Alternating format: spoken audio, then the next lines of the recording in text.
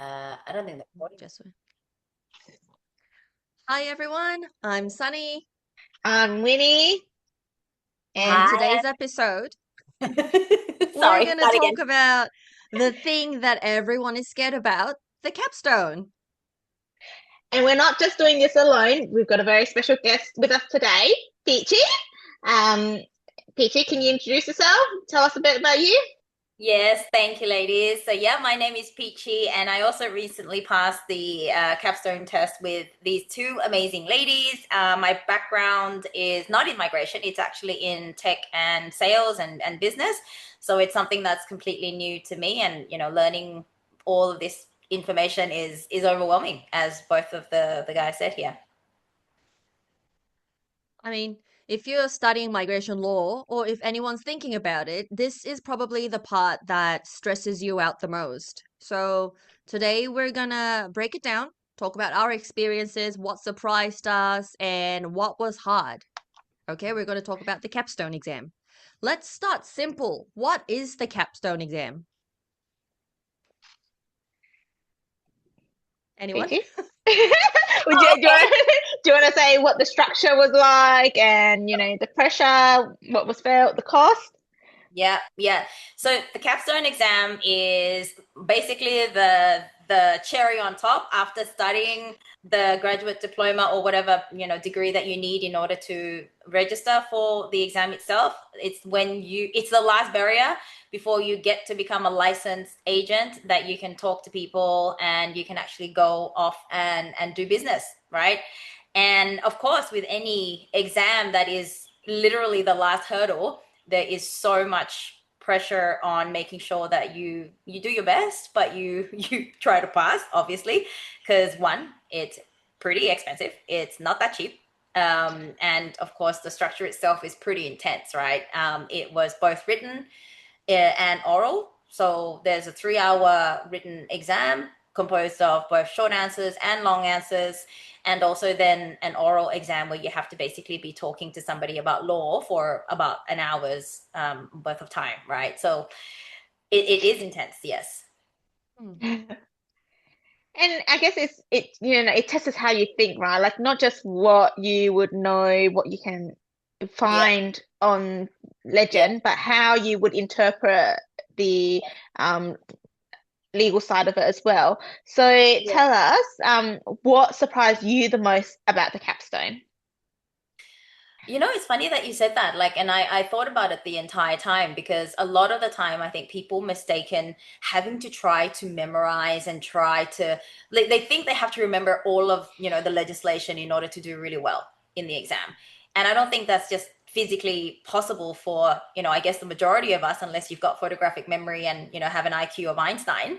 A lot of it is actually really about the strategy of trying to like learning how to navigate legend.com and the information that you might have prepared like really quickly, knowing the key parts, the key kind of like the key concepts really really well, having that nailed, but then also being able to interpret that information, I think, is probably one of the most important thing to apply the law. It's not about like specifically remembering clauses or sub clauses or acts or regs. It's about how you can apply that to a scenario, and that Hmm. is the part where I think you need the Mm. most practice before going into the capstone exam. Hmm. What do you think? True. I think I I agree. think the hardest thing was when you read the scenario, you kind of need to have that light bulb moment where, oh, I should like think of this subclass. If there's Yep. nothing in your head though to begin with, you Yep. can't really come up with an answer. You can be searching for the subclass, which one will suit this person best, but you're Yep. going to run out of time. So I Yep. think getting that light bulb moment by having some kind of knowledge in your head is really Yep. recommended. And Yep. it was hard. I was lucky enough because I'm a migrant myself, so I Mm, had some kind of idea in my head. So I looked at the scenario and I'm like, oh, maybe I should choose this one. And I mm, went to, Legend and looked for it. But some mm. people I feel like might not have that light bulb moment during the exam. Yep. What about you, Winnie? I think I found most difficult was interpreting the clauses. So some clauses straightforward in your face, and you'd be like, Yeah. yep, okay, they can satisfy that. And then just some, there was just those little words of or and it caught Yeah. the time pressure caught you because you had to, make that decision on the spot. But you were like, what if they interpret it like this way? Yeah. But I don't have enough time to dig into that deep to look into it. So, being able to have a bit of understanding beforehand of the ands and or and how it can present probably helped me a lot more than anything. But definitely those Yeah. little ands and or caught me a lot throughout the Yeah. test. Yeah. And on the like from the now that we have, I think, a little bit more time to reflect and think about what happened and all of the things that, led up to the capstone and in the capstone, I find that it's not like a lot of people are like, oh my God, I have to remember all of the different visa subclauses, the validity criteria, the eligibility criteria, schedule one, schedule twos. But to be honest, that's probably the easiest part out of all of it. Mm. It's like that is probably your core, kind of circle, right? But then you've got all of these different overlapping circles of how do the specific sections of the acts then, impact on the particular different scenarios of the visa subclasses, and then all of the surrounding regulations that are the definitions of, particular scenarios of a spouse or a de facto or, a member of family unit and all of that stuff. That is probably when your brain starts to be like, uh-oh. Yeah, or when the word like unlawful citizen comes up, and you're like, Yeah, it's not just there. No, I have to find the definition first, and then yeah, go to this section of the act to make sure, like, when they enter, what was it, and yeah. then make sure to link that to regulations as well. And then you've got God, policy. yeah. Like, it was everywhere, and 100. in no way, no one would ever be able to like just remember all that in one Exactly. go.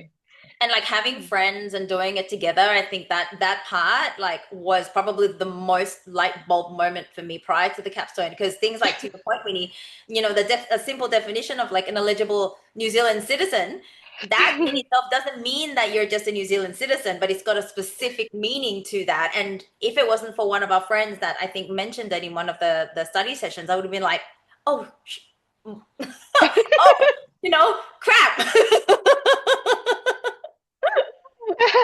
So with this capstone though, how did you prepare for it? Yeah.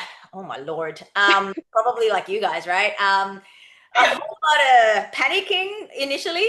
And then first thing we did was, I'm gonna go buy the companion book Yeah. and hug it to sleep every night and hope for the best. No. Doing a lot, like three things. I went and signed up for what we call the MCAP. I think that's like kind of the study what do you call it?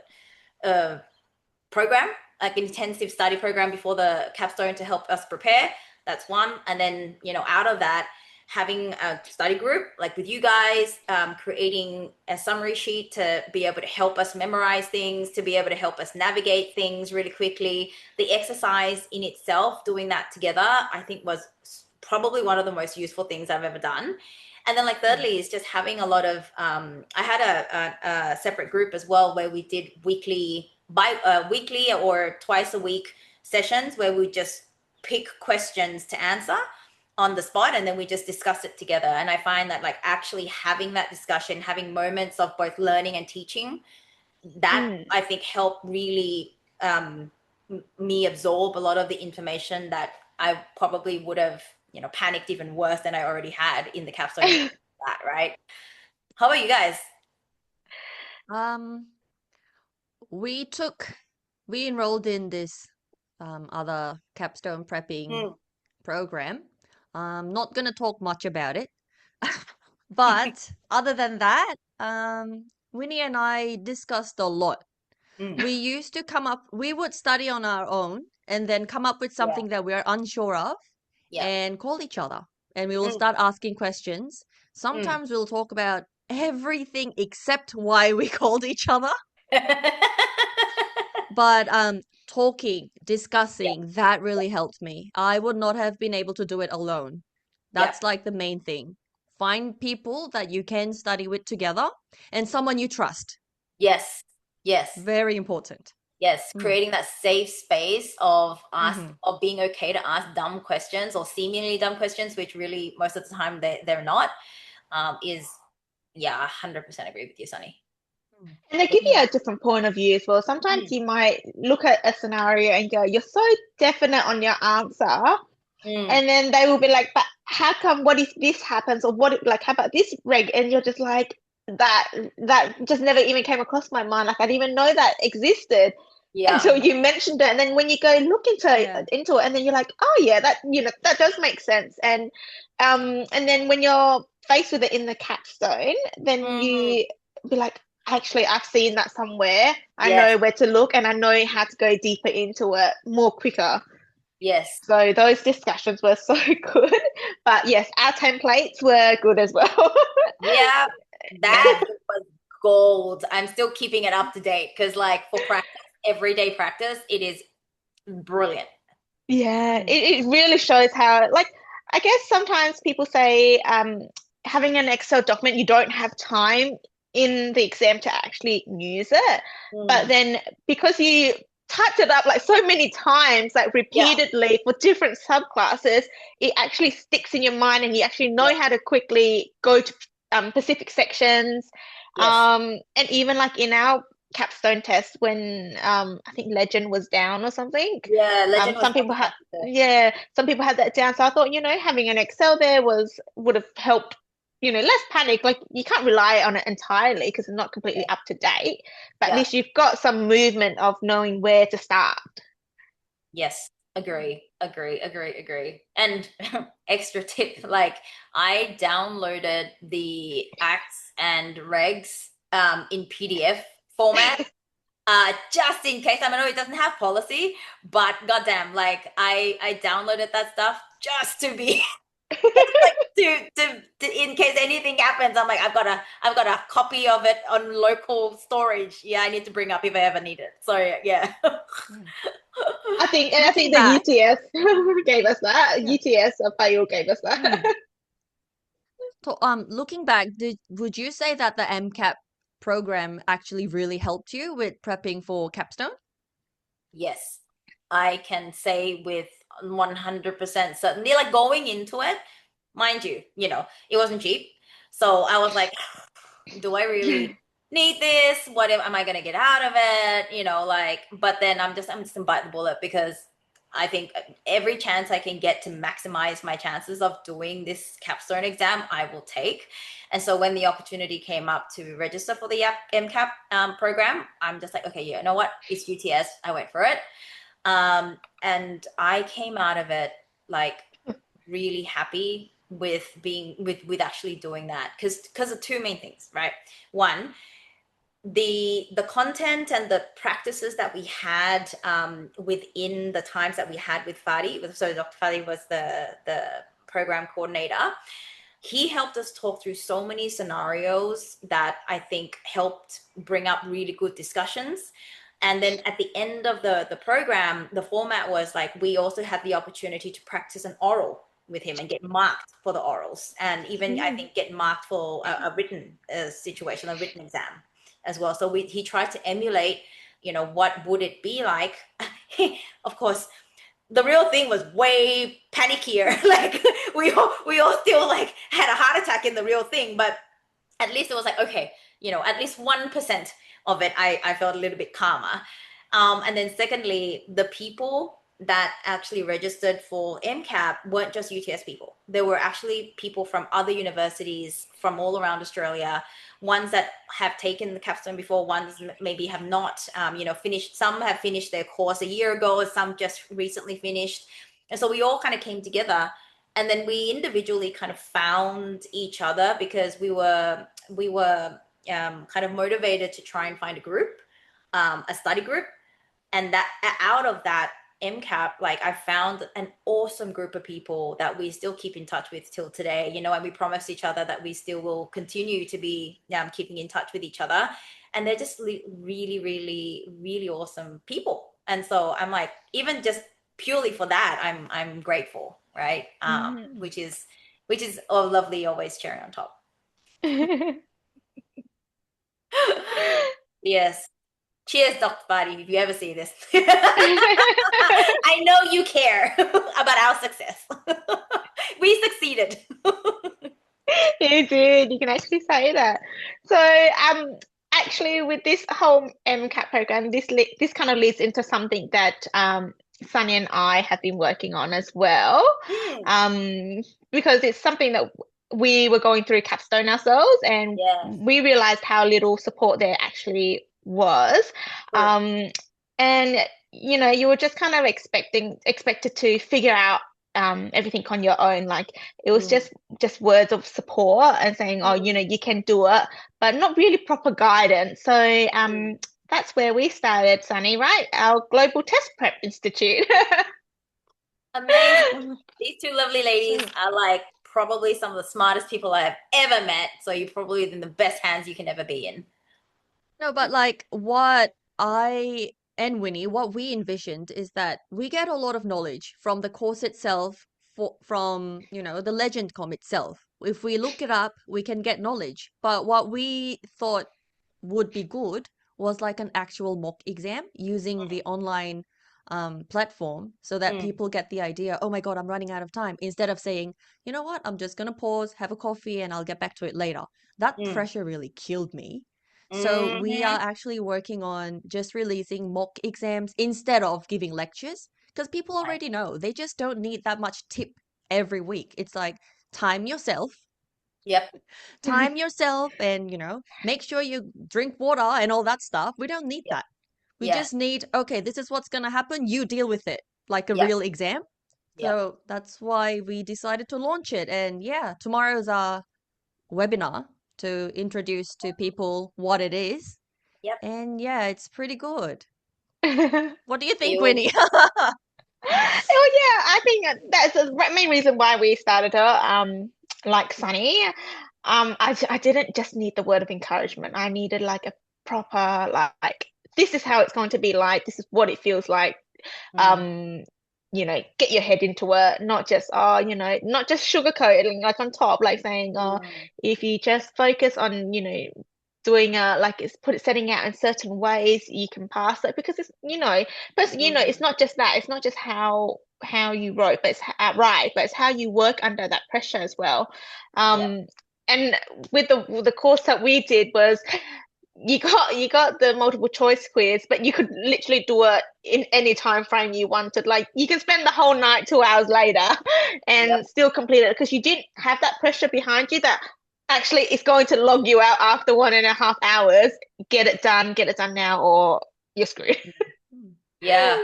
Yeah. Diamonds are built under pressure, guys. Like the more pressure you put yourself under, the more you're gonna, become shinier on the other end.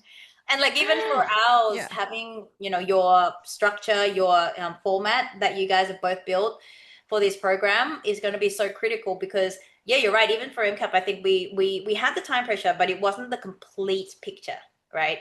And having that complete picture, because for ours, if you remember, a lot of us went short answers, wee, wee, wee, wee, wee, wee.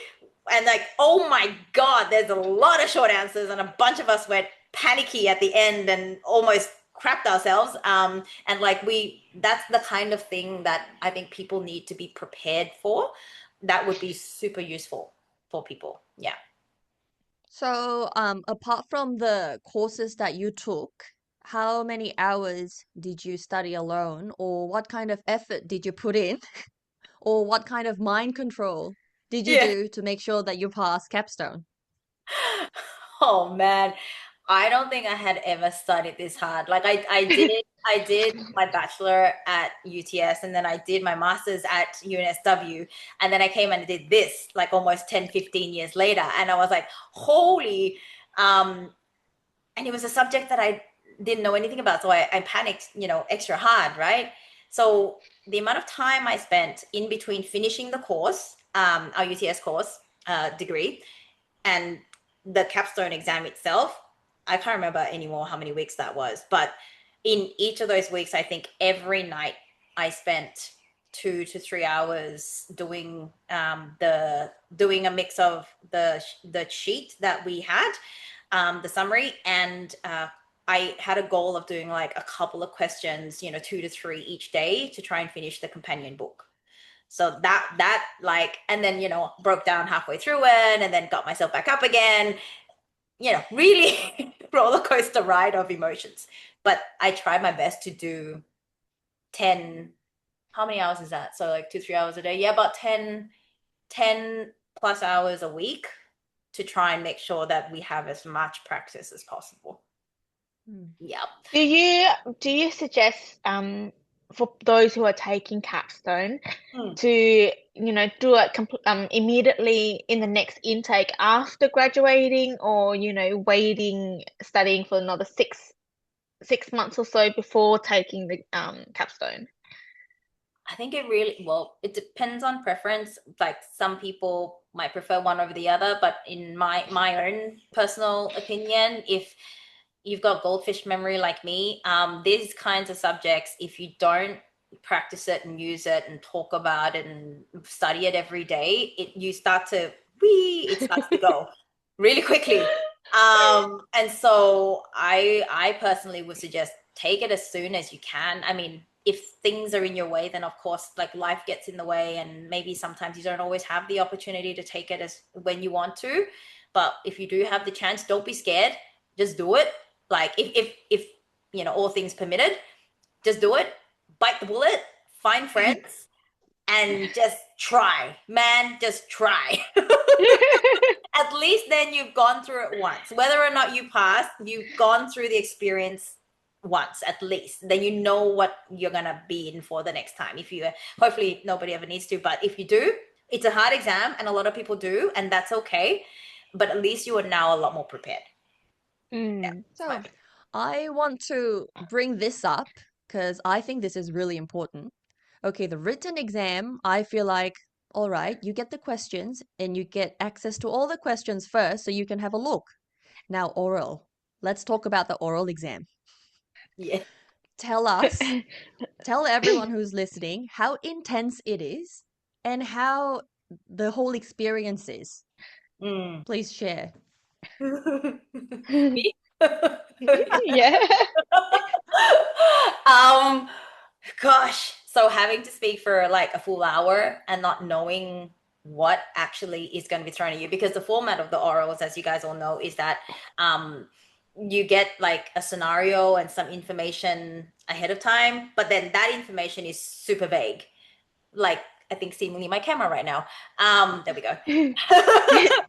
But you don't know what kind of questions are going to come up, so you go in literally blind, and then they just be like, hey, I'm going to ask you a question, and I'm going to ask you what and give you a couple of minutes to answer. So all in all, for your brain to take in what she's asked you, process it, think about it, find information, speak it out loud, you've got like 6 minutes.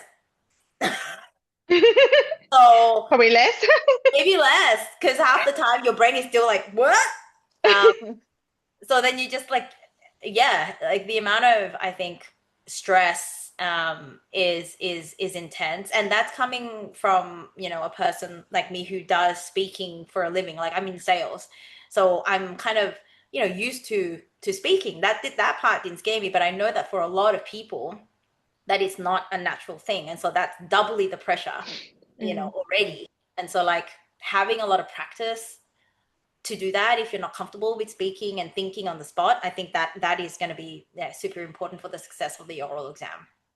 Yeah. How about you guys? Winnie, do you want to go first? Because Bye. Winnie, right? Every time during UTS as well, she freaks out a lot right before oral exams.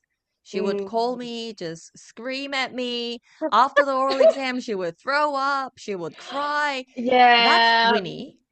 Yeah, oral's not my thing. Like normal, I guess one-on-one speaking and everything, like not in a test environment, it's okay. But it's just that pressure and then who you have to face as well just gets it to me. And I remember in UTS, like every time after an oral, I would literally be like puking, like I'll be vomiting because I was so Oh, nervous.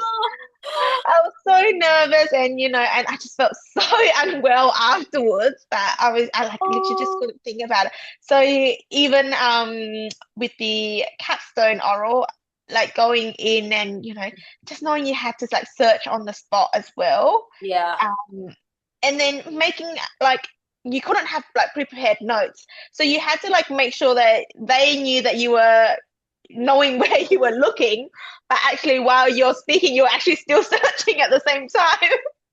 Like I was still Yeah. scrolling at the same time, like, where is that part I'm looking for? Like I know what it is, I can't find it, but I'll Yeah. start to talk something else just so I can find the spot. Yeah. Mm. But I how about think you? the oral exam is where a lot of luck comes into play Mm. because I Mm. feel like I was incredibly lucky because my examiner was so nice. She was Mm. smiling, she was nodding, so it made me feel like, oh, maybe I'm saying something right. Yeah. But then I had to do all that. I know where it is. Come on, let's see where it is. Here it is. And you know how the whole acting thing? Like, Yeah. Yeah. it says here, and I was reading it out, and she was really nice. And she gave me a lot of like, what do you say? She said, the person right before me ran out of time, so Mm. wasn't able to answer a few questions. And do you remember the last two questions were the mandatory questions where Mm, you have to get them right? Yeah. And yeah. I think my examiner was very anxious about it. And she told me from the beginning that Mm. um, don't make me repeat the questions because you You only get it have right like every time. 50 minutes. So if it goes over that, you might not be able to answer the mandatory questions. So Yeah. Mm. if I don't have to repeat, don't ask me to repeat. And I heard the Mm. first question, I was like, please repeat. Remind blank. Yeah. Yes, I remember the first Uh, question. That was one of the longest ones ever because, like, it was a Yeah. whole scenario, and you're like, "Is that the question?" And then she's like, Yeah. "Okay, here's the question," and literally everything before that just went. Yeah. He said, come again? And like, oh yeah, but the oral. yeah. Oh, I remember the first question was never ending. I yeah. thought the question was done, and I was like, oh, okay. And she's like, but, and then she's like continuing on, and I'm like, And it's oh, always yeah. like the beginning is always the hardest. Like in any Mhm. kind of oral scenario or any even exam scenario, like trying to find your grounding, trying to find your heartbeat, like, to make it come down a little bit. The first couple of questions, you're gonna be like mad panicking. But then after a little while, you get into the rhythm of things, and then you're like, okay, Mm. okay, I'm okay, let's go, kind of thing. Yeah, yeah. So, whew, Yeah. woosah in the beginning, guys. Yeah. I think towards I the I end. liked, yeah, Mm, I liked Mm. the oral exam more than the written exam because same. I've always preferred oral than written during the course as well. Because Yeah. I don't know, I get extremely calm right before oral. It's She like does. I Interesting. freak out like 3 days before, Yeah. and like 10 minutes before the oral exam, I just sit down and I'm like, yeah, okay, I'm just gonna do it. May we all be blessed with Sunny's energy. I know, right? And then on the other side, she got me on the phone. I'm like, how can you not be stressed? What's this part? Yeah. And here Oh, she's like to me, I'm just gonna eat. And I'm like, oh my God. I know. I couldn't eat for like, I think 3 hours after both of my exams. I was just on the couch like a log for like 3 hours on the couch. I was like going into my brain going, did I answer that right? I didn't answer that right. Oh crap, I missed that. Oh crap. Existential crisis for like 3 days. But after we passed, we were like, that was reasonable questions. They asked all the everything important things. everything is Yeah, better they with do. hindsight. Hey. Literally everything was, if we look back now, everything in that oral, the questions made sense. It was Mm, related to the scenario, it was needed, it was important Yeah. factors to getting a successful visa for that applicant. mm. Yeah. But let's talk about the written component. Did you anything come unexpected for you from that written component? Hells to the yeah. Uh, that short answer, I think, threw off probably after we, had the exam. Everyone obviously panicked and started to talk to each other and like things. And then everyone was like, holy crap, the short answer section was way longer than expected. Like it just kept on going. You thought that you thought you were prepared in terms of short answers because you get a small answer and you get two answer, and you small answer and you get two answer, right? So a couple of marks each question. But then it was like by the time I had 10 minutes left, I scrolled and I was like, crap, there are 5 other questions down the bottom here. And they're all related to I think it was work visas or something or other. My brain started to just dismiss everything else. But it was long and it needed time. And so I winged it. Like I was like, you know what, whatever is in here, let's go. Boom, boom, boom, boom, boom. No time to look, Yeah. That threw me off badly. Yeah. You guys? Do you think time management would have been important then? Like being able to do Time is that? the worst. Is time like as you said, right? The questions itself, I don't think were difficult if given the time to digest, to look for information, to analyze, and to write. But it's the time pressure that makes all of that you feel like go out the window. So like all of that, I think the important thing is to 100% time management, because that pressure is gonna get to you. It's probably your worst enemy. Yeah. I think also going into the exam thinking that I don't need 90%. I just need 65. So let's answer all the questions that I 100% know and get that mark. I think that mindset is important. Although I say it, I wasn't like that. I was same as Peachy. The first question, I read it, I remember, and I was like, wow, I don't know. And then I was like, I'll move on to the second question first. And I read the second question, but I couldn't focus on question 2 because I was still thinking about question 1. Yeah. That's how I wasted all my time on the first section. And by the time I was like, oh, I'll read scenario number 2, I found scenario number 2 so much easier than the first one, but I Yes. only had like 15 minutes left. Yes. I am 100% with you there. Yeah, exactly. That's exactly what happened. I think it's important to, just give like 5 minutes just to read all the questions first. Because I remember I Yes. read question 1, and then the second section of that question 1, I was like, I can't answer it because if I don't answer the first one, Yeah. you can't keep going. So and then I got stuck. So I was just like, you know what? Let's just go to the question 2. So I did question 2 first, No. and I got that out of the way because I knew where it was, and I just felt it was a lot more easier. I got it all done.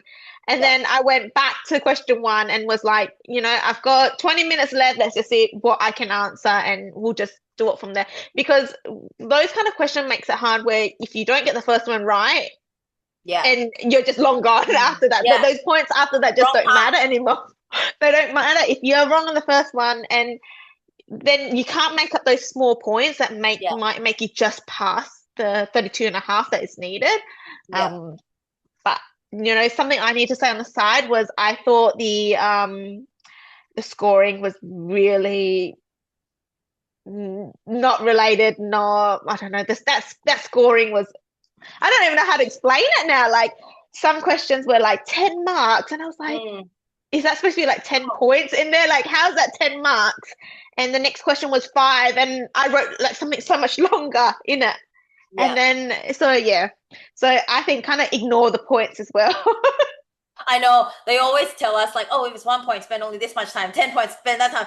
I ended up writing, I think, less for the, just straight to the point with the bigger points. And then some of the 1 mark, 2 mark questions ended up being like 2 paragraphs. And I'm like, crap, I don't know if I did the right thing, but let's go, I guess. Yeah. Oh my God. Yeah.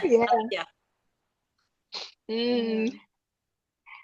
So if you had to give advice, like say someone's taking Capstone tomorrow and they call you and say, hey, any last words? Like, I'm taking the exam tomorrow. What would you say? I mean, at that point, if it's the next day, At at that that point. point, you probably like don't bother studying anymore. You've done what you've done. I mean, timing, right? So if a person asks me like a month in advance, I'll be like, okay, you still got a bit of time.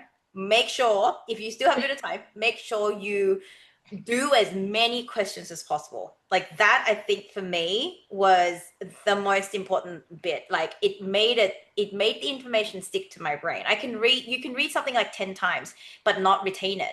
Whereas if you do one question one time and then get challenged about it and talk about it and discuss it with somebody, and then they, say something else, you remember it.